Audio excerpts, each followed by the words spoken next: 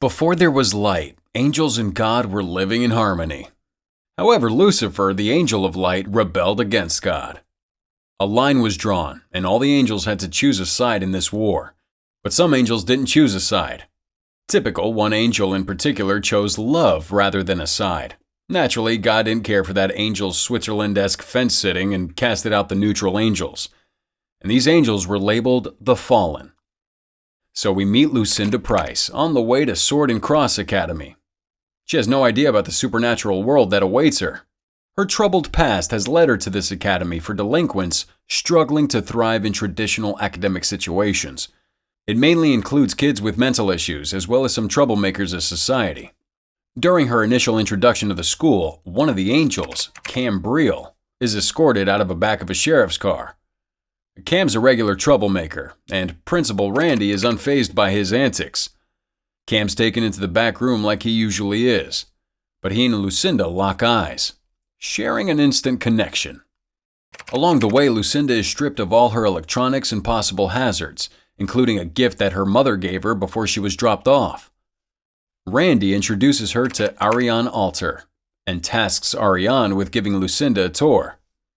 So the two make their way up the stairs, and Ariane warns her that Cam is trouble in the worst kind of ways. She tells her that there are two kinds of people in this school, the troublemakers and the psychologically insane. Lucinda's convinced that she's the latter. Later on, Lucinda wakes up to see a moth stuck in a light bulb and begins to hallucinate some dark images of fire and death. Eventually, the moth dies, and she goes back to sleep. During a session with her psychologist, Lucinda tells him that she's been hallucinating since she was young. She calls them shadows. While Lucinda is on her medications, she can suppress the hallucinations and maintain a perfectly normal life. However, she doesn't like the way they make her feel. The psychologist suggests that she take her medication, but she refuses. And when given a choice, she chooses not to take the drugs, distressing her psychologist and the judge that sent her there. Before we go on, like this video, smash the subscribe button and turn on that notification bell, or Slender Man will haunt your dreams. Lucinda has a strong personality and would rather be herself and deal with these shadows independently. She leaves for her first class, and a pair of kids, Roland and Gabby, take bets on how long it'll take Lucinda to die this time around. When Lucinda picks up her books, she meets her religious studies teacher, Miss Sophia, an angel of God. In the library, she finds Daniel Grigori asleep on a chair. Daniel's the angel that surrounds the legends about the fallen. And during the war, he chose Lucinda. Until he chooses a side between God or Lucifer, the fallen will remain banished. She hesitantly approaches him, but when he comes to, he hastily gathers his belongings and leaves without a word, not wanting to get entangled with Lucinda again. In the hallway, a gothic girl named Molly picks a fight with Lucinda. She pushes Lucinda and provokes a fight that has to be broken up by Randy. He assigns Lucinda with yard duty and takes Molly away. So we're in the bathroom, and Lucinda meets Penn, a strange girl who's done a lot of research on Lucinda and everyone in the academy. Penn tells her that the small school is a tightly knit community where everyone knows everyone. In Lucinda's first class, Daniel's there, and while he tries not to notice her, she's staring at him, fixated. Miss Sophia's lesson is about the fallen angels. She explains that amongst the fallen, there is the good who repented, the bad that thrive on mischief, and the rebels who refuse to choose a side in pursuit of human love. When asked about her knowledge of religion, Lucinda tells the class that she never went to Sunday school. Her parents were never religious growing up, and she remains unbaptized.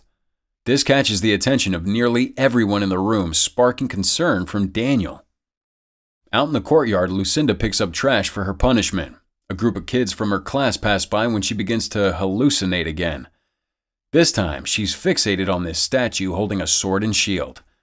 Unsure if the figure is falling or not, she's pushed out of the way by Daniel as the statue comes crashing down.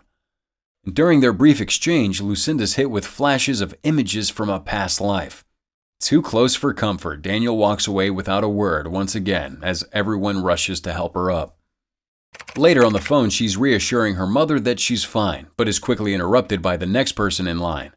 She tries to finish her conversation, but the line goes silent, and she leaves. Penn offers her time on the phone and explains that her parents put her there 6 years ago after their divorce. Her parents have no interest in her. Lucinda is the only person she cares about now. So the next day, Cam continues to stare from a distance, and Lucinda approaches Daniel to thank him for saving her. She tells him that he seems very familiar to her, but he brushes her off and escapes the conversation again. Outside, Cam waits for her with breakfast in hand. Unlike Daniel, who avoids Lucinda at all costs, Cam goes out of his way to get to know her. She initially refuses, but he convinces her to accept his offer. So the two share breakfast, tiptoeing on the cusp of intimacy. Cam continually pushes his boundaries, and Lucinda lets him. He invites her to a party at the end of the week, and she happily agrees. Molly picks a fight with Lucinda again during a fencing class, quickly putting Lucinda to the ground. When they switch partners, Lucinda does marginally better against Daniel. Flashbacks of a past life fuel her, and suddenly she's fighting Daniel with expert swordsmanship. At the end of their match, the two share a moment, almost simultaneously seeing the same flashback. Elsewhere, Roland's telling Ariane that Lucinda is doomed to die, and that nobody will be able to stop it, despite Daniel's best efforts.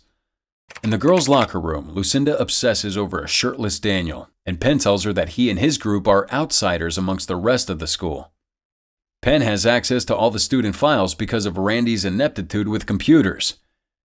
Now, with access to the school's computers, she tells Lucinda that Daniel, Gabby, Ariane, Molly, Roland, and Cam are all new. Their files are empty, and nobody knows what got them into the school. Along with this mysterious group of kids, Miss Sophia is also a new first-year teacher.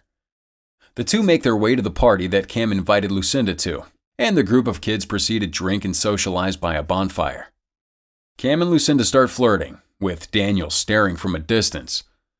Penn and a boy from class, Todd, strike up a conversation. Molly shows up yet again to pick a fight with Lucinda, but it's stopped by Ariana and Cam. Ariana takes Lucinda away, and Cam threatens Molly to stay away from her. After scaring Molly away, Cam goes to find Lucinda, but Daniel stops him. The two get into an argument about who will protect her, but Roland breaks it up as Lucinda heads home without her friends. In the forest on her way home, Lucinda begins to hallucinate again. She thinks it's Molly, but it's her paranoia. She begins to run in fear. She gets a flashback from a fire that she caused, killing a boy named Trevor in the process.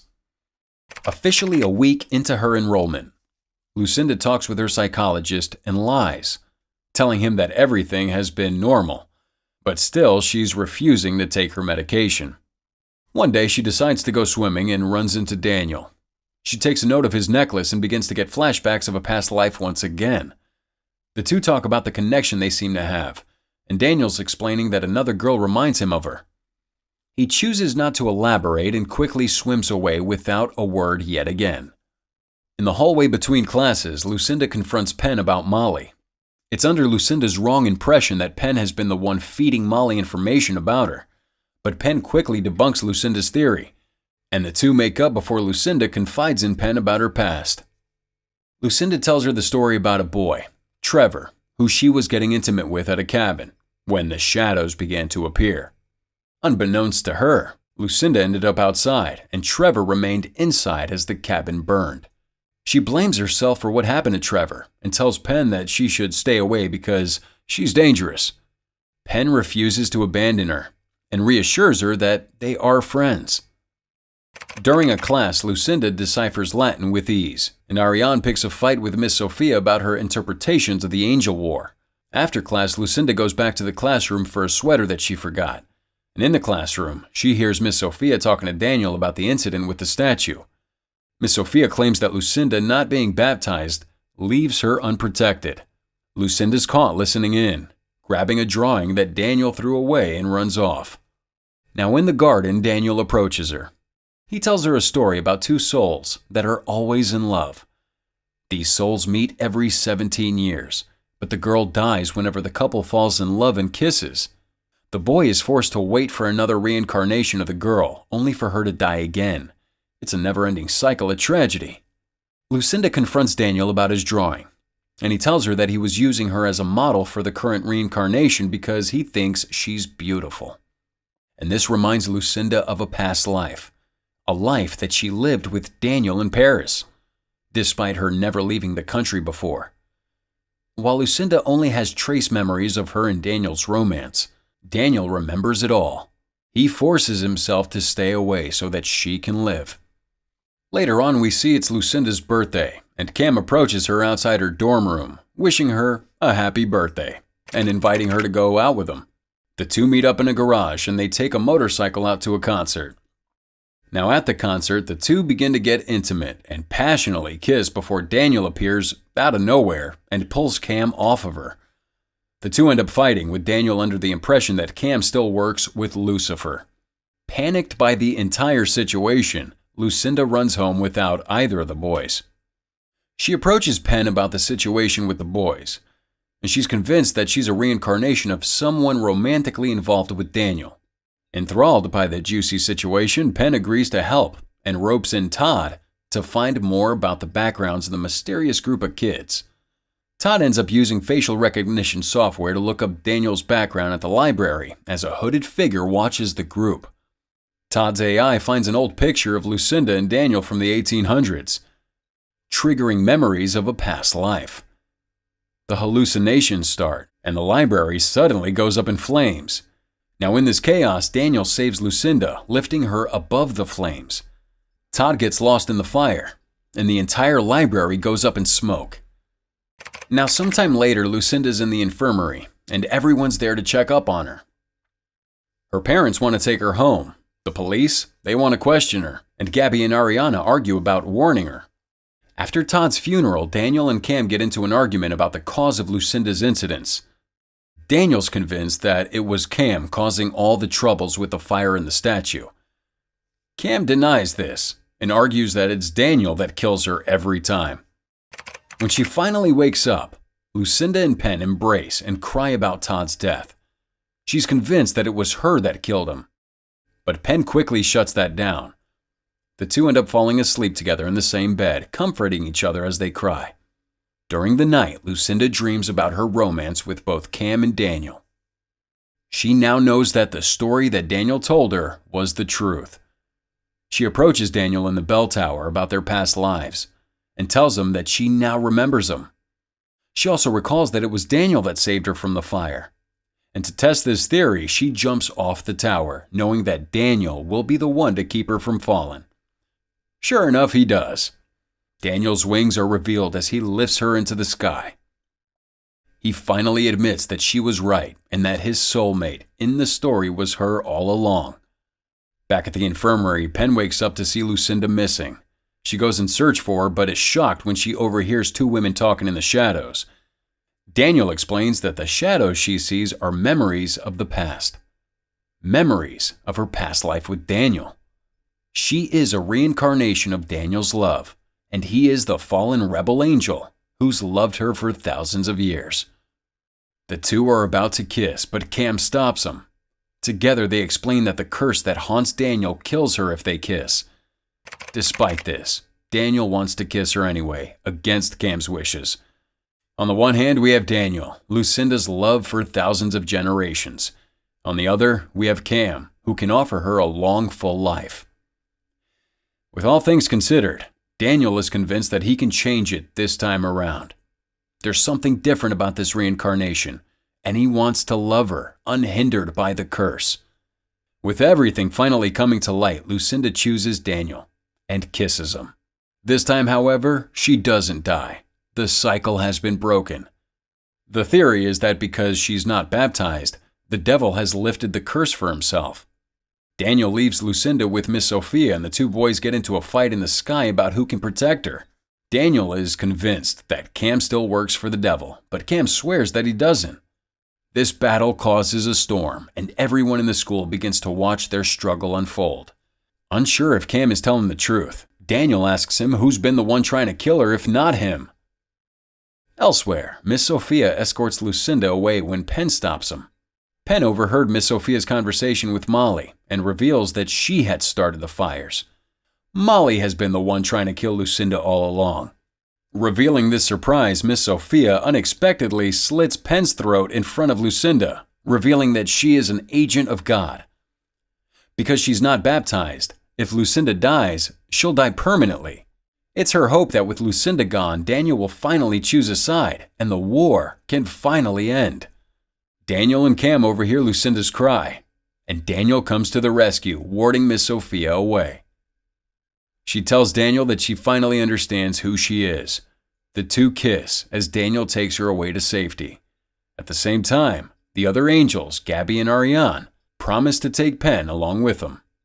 All the angels fly away from the school. A war is coming, and Lucinda is going to be at the center of it. The 2016 film Fallen is produced by Lotus Entertainment, with lead actors Addison Timlin as Lucinda, Jeremy Irvine as Daniel, and Harrison Gilbertson as Cam. If you were in Lucinda's position, who would you choose? Let us know in the comments whose team you're on, Team Cam or Daniel, with the hashtag CinemaRecap.